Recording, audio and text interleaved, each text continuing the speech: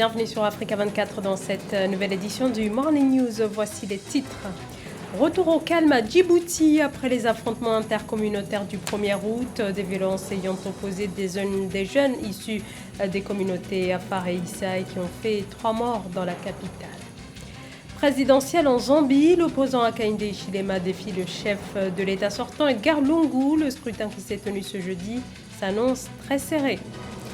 Hausse des exportations au mois de mai 2021 au Zimbabwe, une augmentation relative à la saison de commercialisation du tabac. Le décryptage à suivre dans ce journal. L'UNDR, l'Union nationale pour la démocratie et le renouveau, exhorte les partis politiques et la société civile à aller vers la réconciliation. Appel lancé à l'occasion de la fête nationale tchadienne. La réconciliation, une donnée nécessaire pour la réconciliation, rappelle l'UNDR, près de 4 mois après la mort du président Idriss Déby Itno et au moment où le processus de transition, s'il n'est pas à l'arrêt, il est pour le moins au ralenti en cause les doutes de certaines formations sur la probité du Conseil de transition nationale. Retour au calme à Djibouti après les affrontements intercommunautaires du 1er août, des violences qui ont opposé des jeunes issus des communautés Afar et Issa, des affrontements qui ont fait 3 morts. Et près de 2 semaines après le drame, le gouvernement continue d'appeler à l'apaisement. Kamesh Katapoulé. Le calme après des heurts. À Djibouti, l'heure est à l'apaisement après les violences du début du mois d'août. Le premier du mois, au moins 3 personnes ont trouvé la mort dans des heurts qui ont opposé des jeunes issus des communautés Issa et Afar. Des incidents considérés comme rares. Le ministre de l'Intérieur, Saïd Nouhassan, avait alors évoqué des événements d'une ampleur nouvelle. Je voudrais tout d'abord exprimer toutes mes condoléances aux familles et à leurs proches qui sont aujourd'hui dans la douleur en raison des êtres qu'elles viennent de perdre et que la conscience collective condamne bien évidemment. Bien que les faits exceptionnels qui se sont déroulés à Djibouti sont contraires à notre perception des valeurs communes, il nous appartient aussi, il faut le dire, d'apprécier l'irresponsabilité de certains pyromanes de l'opposition et autres qui tiennent à spéculer sur la mort de nos compatriotes. Malheureusement, une telle jouissance leur incombe indéniablement car être responsable politique suppose avant tout, me semble-t-il, de rassembler les Djiboutiens, notamment dans de telles circonstances, et non les diviser. Si les violences de ce type sont rares dans ce pays de la Corne de l'Afrique, le risque d'un regain de tension est bien réel. Et pour cause, la situation au Tigré reste tendue. Et le conflit semble actuellement s'étendre à la région éthiopienne de l'Afar, où les membres de l'ethnie du même nom y sont majoritaires. Une région frontalière à Djibouti, où vivent également les communautés Afar et Issa. Mais le pouvoir djiboutien se veut rassurant. Mais aujourd'hui, et je l'affirme, les projets expansionnistes qui consistent à ébranler la République et notre coexistence a échoué. Et grâce en tout premier lieu à la vigilance certaine du président de la République et à l'intelligence aussi des Djiboutiens, sans omettre bien sûr, et sous l'impulsion du chef de l'État, les travaux considérables de nos forces de l'ordre qui ont protégé tous nos concitoyens et sécurisé la République dans l'objectif de continuer à garantir l'état de droit dans une telle épreuve. Il faut rappeler également qu'aujourd'hui, le chef de l'État n'épargne aucun effort et qu'à travers le gouvernement, il met tout en œuvre pour non seulement continuer à fédérer les Djiboutiens, mais surtout à assister, à accompagner, à aider sur tous les plans, tous nos compatriotes victimes de la folie d'une minorité. Face à ce risque d'embrasement, le président djiboutien Ismaïl Omar Guelleh a prôné l'unité à l'occasion de ce nouvel an musulman. Le chef de l'État a appelé au développement du pays sous le signe de la cohésion et de la concorde nationale. 7 millions d'électeurs étaient appelés aux urnes ce jeudi en Zambie pour l'élection présidentielle. Le scrutin devrait se jouer entre le président sortant Edgar Lungu et Hakainde Hichilema, le chef de l'opposition qui se présente pour la 6e fois. Et de récents sondages ont montré que les soutiens à cet opposant historique ont augmenté, notamment dans la capitale Lusaka. Mildred Diamou. Le principal opposant du président Edgar Lungu, Hakainde Hichilema, chef du Parti uni pour le développement national, se présente pour la 6e fois à l'élection présidentielle en Zambie prévue ce 12 août 2021. Surnommé HH, cet homme d'affaires autodidacte de 59 ans qui a perdu de justesse les élections de 2016 a formé des alliances avec d'autres partis qui menacent de renverser le Front patriotique au pouvoir, un véritable potentiel pour l'opposant à ce scrutin. La Zambie aujourd'hui elle a croisé les chemins et le président Edgar Lungu le sait très bien que son mandat a été marqué par la corruption et bien souvent par la mauvaise gouvernance et ce qui semble être aujourd'hui le terrain fertile pour l'opposant pour pouvoir déstabiliser le mandat et le régime de Edgar Lungu car les failles de son mandat restent sur la question de la gouvernance. Et aujourd'hui la jeunesse zambienne en grande majorité dans les grandes villes aspire un changement à travers ce scrutin. Donc voilà autant d'enjeux que nous pouvons détecter par rapport à ce scrutin du 12 août qui va opposer deux mondes, le monde essentiellement rural qui soutient encore Edgar Lungu, dont l'héritage politique vient notamment du mandat de Kenneth Kanda. Et vous avez les grandes agglomérations qui soutiennent alors l'opposant Hichilema. Réclamant du changement, des dizaines de Zambiens ont chaleureusement accueilli le dépôt de la candidature du principal opposant Hakainde Hichilema en mai 2021. Derrière Hichilema, les partis d'opposition et des militants ont formé une alliance baptisée l'Alliance UPND pour la Zambie que nous voulons. Dans la cartographie électorale, Edgar Lungu reste soutenu essentiellement par le monde rural, en dehors notamment des grandes capitales, des grandes zones urbaines où l'opposition est fortement présente, avec l'opposant Hakainde Hichilema qui est fortement présent dans ces grandes agglomérations. Et aujourd'hui, le contexte de cristallisation lié à la maladie à Covid-19, avec le déploiement de l'armée zambienne au niveau des différentes agglomérations de la Zambie, il est évident que cette cristallisation peut susciter un climat de méfiance et de peur, ce qui pourrait être favorable au président Edgar Lungu pour qu'il puisse négocier un deuxième mandat.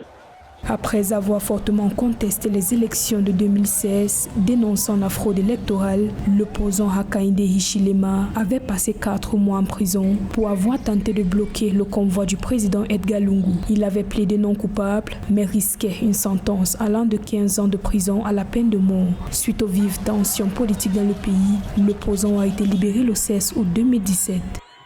Le 27e congrès de l'Union postale universelle s'est ouvert ce 9 août et ce jusqu'au 27 août. Cette année, l'événement se déroule en Côte d'Ivoire. Thématique retenue pour cette nouvelle édition, l'avenir du secteur postal face aux enjeux de la digitalisation. Le point avec Amenedji.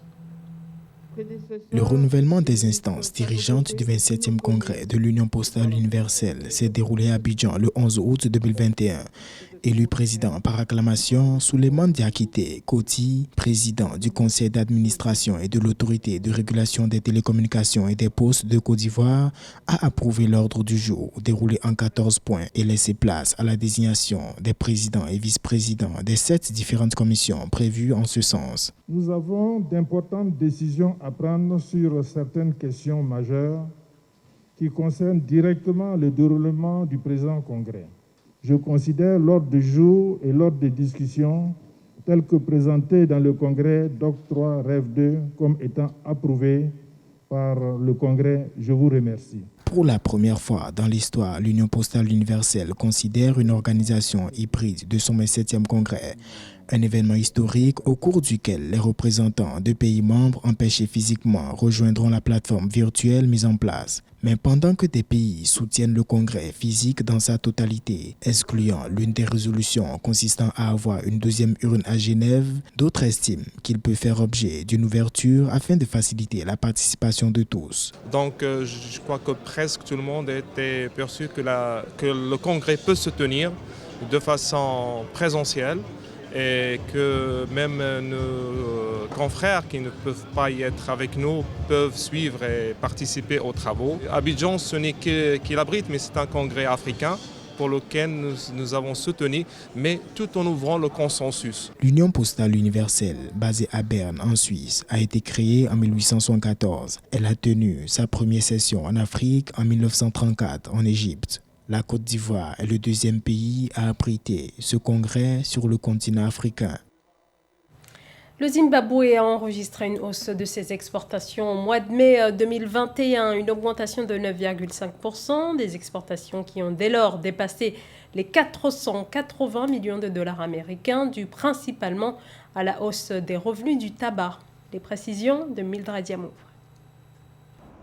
Le Zimbabwe connaît une hausse de ses exportations. En mai 2021, ce pays d'Afrique australe a enregistré une progression des exportations de l'ordre de 9,5% pour des recettes totales de 486,8 millions de dollars contre 444,7 millions de dollars générés au mois d'avril 2021. Une amélioration attribuée à la saison de commercialisation du tabac, l'une des principales cultures de rente et source d'emploi dans le pays. La progression des exportations était due à une hausse des revenus du tabac après le lancement de la saison de commercialisation du tabac en avril. Avec l'ouverture de la saison commerciale du tabac 2020-2021, les exportations de tabac ont grimpé à 21,8% en mai 2021 contre 9,1% en avril 2021. Selon les données publiées le 9 août 2021 par l'Agence nationale des statistiques du Zimbabwe, les principales exportations en mai concernaient les mats, minerais et concentrés de nickel, ainsi que l'or semi-ouvré, ce qui représentait 54,7% des revenus d'exportation totaux. Les exportations du Zimbabwe ont fortement augmenté, passant à près de 486 millions, soit presque une hausse de près de 10% entre le mois d'avril et le mois de juin. Je pense que cela s'explique par une hausse de l'activité et peut-être des efforts du gouvernement zimbabwéen de relancer l'activité en injectant l'économie, en injectant de l'argent dans les infrastructures publiques afin de relancer l'activité et faire effet contagion. Je pense que cela est dû au fait qu'il y a une moindre pandémie et donc les activités reprennent et la relance et la croissance est de retour et donc les activités des entreprises sont performantes et arrivent à exporter des produits. Donc je pense que c'est ce qui explique la recrudescence de la croissance et le retour des exportations et cette hausse de quasi près de 10% à l'espace de quelques mois au Zimbabwe. Donc je pense que cela va permettre de relancer non seulement la croissance économique du Zimbabwe mais aussi des activités économiques source de bien-être. Malgré une légère augmentation des importations de 2,6% pour atteindre 503,1 millions de dollars en mai contre 490,1 millions de dollars en avril 2021, le déficit commercial du pays s'est contracté à 16,2 millions de dollars contre 45,5 millions de dollars en avril 2021. Dans le reste de l'actualité, la justice burkinabé a condamné à 20 ans de prison deux terroristes auteurs de l'attaque du 2 mai 2018 contre l'école primaire de Bafina, localité située dans la région du Centre-Nord. Ce jugement est le premier d'une série de procès ouverts depuis lundi par la chambre correctionnelle du pôle judiciaire spécialisé dans la répression des crimes liés au terrorisme. Les inculpés sont âgés de 38 et 29 ans à la barre. Les deux accusés ont reconnu les faits. Dans la lutte contre la pandémie de Covid-19, les outils numériques sont de plus en plus sollicités et ainsi intégrés. Ils façonnent alors les stratégies sanitaires. C'est notamment le cas en Afrique. Illustration au Burkina Faso dans ce sujet, signé Marie-Raphaël Antolo. Depuis le 3 août 2021, les autorités burkinabées expérimentent la télémédecine à travers le pays. Cette opération, qui n'est encore qu'à la phase de la téléconsultation, a déjà permis de cas pratiques menés avec succès selon les autorités. À terme, l'expérience de la télémédecine devrait favoriser l'accès de tous à des soins sur l'ensemble du territoire et contribuer à combler le gap en matière de ressources humaines qualifiées dans la sous-région à un niveau souhaité par l'Organisation mondiale de la santé. Je pense que c'est une grande opportunité pour améliorer l'accès aux soins de nos populations, ainsi que pour permettre à plus d'équité quant à ceux qui ont du mal à se déplacer ou se trouvent à des endroits moins accessibles.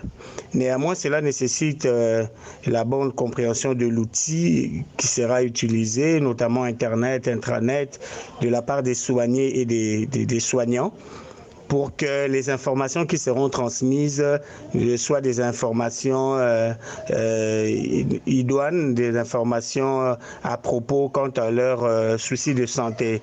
D'après l'annuaire statique 2020 publié en avril 2021 par le ministre burkinabé de la Santé, les ressources humaines du pays sont encore très en dessous du seuil de 4,45 médecins infirmiers ou infirmières et sages-femmes pour 100 habitants désirés par l'OMS. D'après la même source, de 2007 2017 à 2019 au Burkina Faso, le ratio population-médecin est passé de 14 404 personnes pour un médecin à 10 927 personnes pour un médecin.